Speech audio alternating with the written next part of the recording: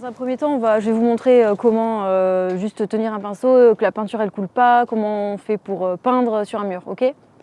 Est-ce que vous êtes tous équipés pour peindre ou pas? Non. D'accord. Important à savoir quand même, c'est que la peinture elle part pas sur les vêtements. Je lave mes vêtements et vous voyez que ça ne part pas. Donc ce matin, on va tester les couleurs, on va voir ce qui va pas et je réajusterai, voilà. Parce que les couleurs par rapport à un nuancier, c'est toujours un petit peu difficile de voir la teinte qu'on va en voir en vrai sur le mur. Donc c'est notre matinée test de couleurs. Allez, qui c'est qui se lance? Ok, allez, vas-y. De toute façon, je vais vous donner, je pense, chacun une couleur. Comme vous êtes 5, et vous allez chacun partir sur un élément, ok? Et on essaye de ne pas se mettre les uns sur les autres pour être libre dans ses mouvements. Ouais. Bah en fait c'est pareil parce que c'est la même couleur donc t'embête pas. Ah oui, ok. Ouais, t'embête pas le chevauchement là.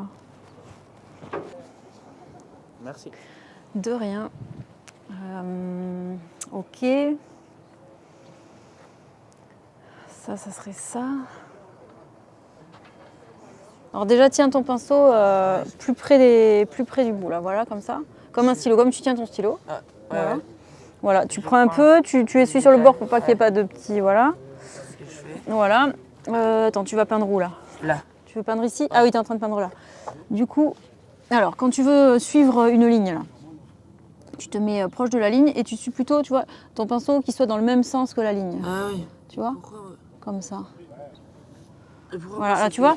Alors pourquoi ça fait ça? Parce que t'es pas dans la bonne position. Parce que t'es comme ça, tu peins comme ça là.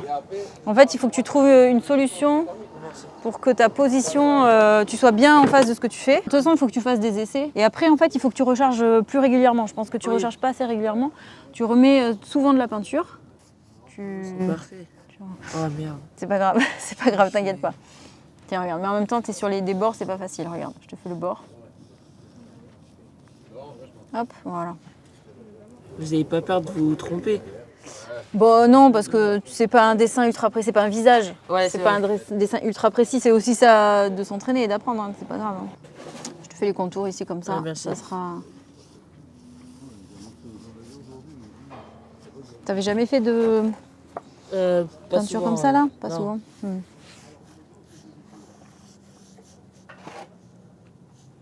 Je peux passer ma journée, ma vie à peindre, mais aussi j'adore faire peindre les autres et surtout ceux qui pensent qu'ils ne peuvent pas peindre.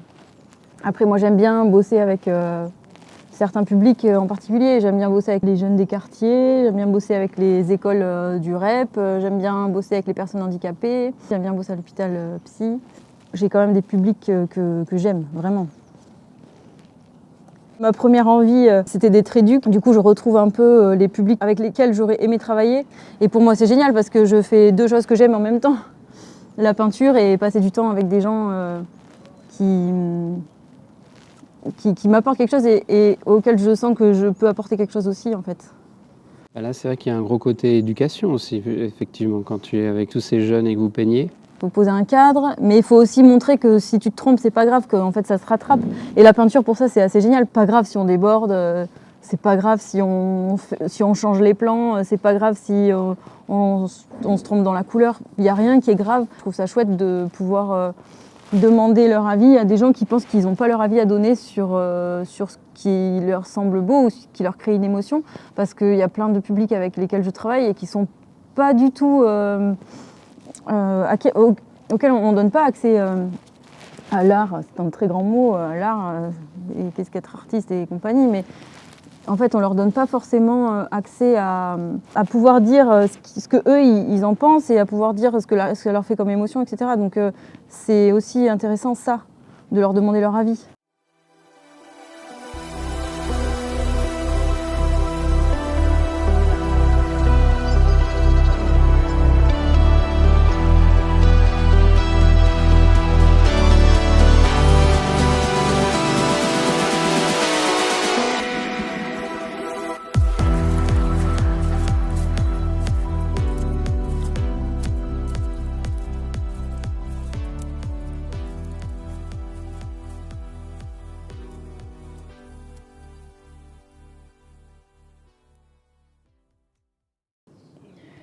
Bon, je sais pas ce que ça va donner, hein. Si ça va pas, on va reprendre. Je sais pas si je sais pas si ça va aller les deux couleurs. On va faire un mélange bizarre, mais on va faire un mélange comme ça. Est-ce que vous pouvez, en toute autonomie, faire le tour et chercher ce qu'il y a à faire, ce qu'il y a à rectifier, ce qu'il y a à améliorer, etc.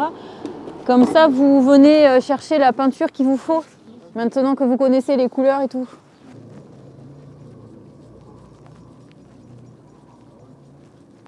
Du coup, ça serait bien qu'on se retourne tous vers la fresque, non, dans l'autre sens, James, et qu'on réfléchisse à ce qu'il faut changer comme couleur, à ce qui va pas, s'il y a des choses à rajouter, est-ce qu'il y a des choses à modifier, et qu'on fasse la liste de tout ce qui vous semble ne pas aller. Ce que je vais faire, c'est que je vais juste dessiner en même temps les trucs qui manquent. C'est le rose en fait. On l'a pas fait, c'est le rose. Ouais, bon après, c'est ça. C'est elle qui a choisi le rose. J'ai un violet. On réfléchit ensemble en fait. C'est pas juste moi qui apporte mon truc. On va peut-être changer les couleurs. Je vais écouter leur avis. On ne sera pas forcément d'accord, on verra. Mais en gros, l'idée c'est quand même de leur demander ce qu'ils en pensent et qu'ils puissent avoir un avis critique sur ce qu'on est en train de faire. Là-bas, avec la plante qui a pas été... Bah, si on l'utilise là, il faut l'utiliser ailleurs. On ne peut pas l'utiliser juste à un endroit. Ça ferait trop de couleurs. Hein. Mais ce que tu disais, c'est qu'il n'y avait pas assez de roses, il n'y en a que là. Du coup, on peut le mettre, les petites fleurs là-bas, elles peuvent être roses. Ouais. Je pense que les projets collectifs comme ça, ils ont plus de sens pour moi, en ce moment en tout cas. Hein, c'est comme ça en ce moment, ça changera peut-être demain. Hein, que les projets perso, de peinture perso en tout cas. J'ai d'autres choses à faire, mais de peindre toute seule dans mon atelier, j'y mets moins de sens en ce moment. Parce que le côté collectif me parle vraiment en ce moment, quoi. Ça montre aussi ce que les gens sont capables de faire. C'est-à-dire que le faire dans le lieu public comme ça, alors c'est jamais confortable hein, de faire des choses en lieu public parce que tu es exposé en permanence du début à la fin. Donc si les gens trouvent ça moche, eh ben, y en a qui n'hésitent pas à le dire. Mais à la fois, par exemple, là, les gens qui passent, ils voient quoi? Ils voient des jeunes qui bossent. Et ils voient des jeunes qui s'appliquent et qui font, en tout cas, qui essayent de faire des belles choses, quoi. Et de bosser avec voilà, tous ces publics un peu invisibilisés ou diabolisés, ben, ça les met aussi en avant, en dire regardez ce qu'ils font, regardez ce qu'ils sont capables de faire, c'est chouette. Ça permet peut-être de réinstaurer une forme de dialogue aussi et d'estime de soi pour certains. Là, les mamies qui passent, oh, c'est jeune, ils bossent super bien. Mais ça, c'est génial en fait. Que eux, ils entendent ça et que à l'inverse, les autres, ils voient ça, ils regardent ça. Ça comble des petites briques qui disparaissent un petit peu dans ce qu'on vit en ce moment, où on entend souvent ce discours de ah, tout le monde est devant son téléphone, on ne partage plus rien. Ouais, exactement, c'est ça. C'est ça. Il y a un côté comme ça fait du lien. Ouais. Les essences de couleurs.